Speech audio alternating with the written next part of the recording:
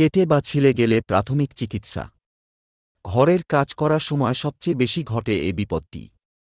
এক্ষেত্রে রক্তক্ষরণ বন্ধ করা বা রক্তপাত কমানোই প্রধান উদ্দেশ্য হওয়া দরকার। রোগীকে বসানো ও শোয়ানো যায় এমন স্থানে স্থানান্তর করতে হবে। এতে রক্তপাত আপনাপনি কমে যাবে।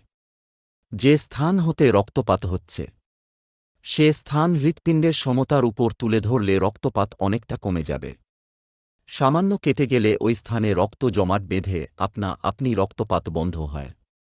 কাটা স্থানে বৃদ্ধাঙ্গুলির চাপ প্রয়োগ করলে অনেক সময় রক্তপাত বন্ধ হয়।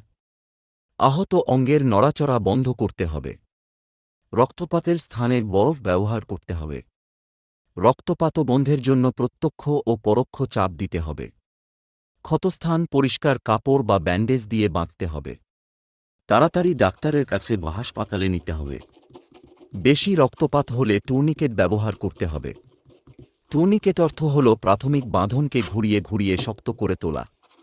ক্ষতস্থান ঢিলা করে বেঁধে তার ভিতরে একটি কাঠি বা পেন্সিল ঢুকিয়ে দিয়ে আস্তে আস্তে ঘুরালে বাঁধনটি ক্রমশ শক্ত হয়ে রক্তপাত বন্ধ হয়।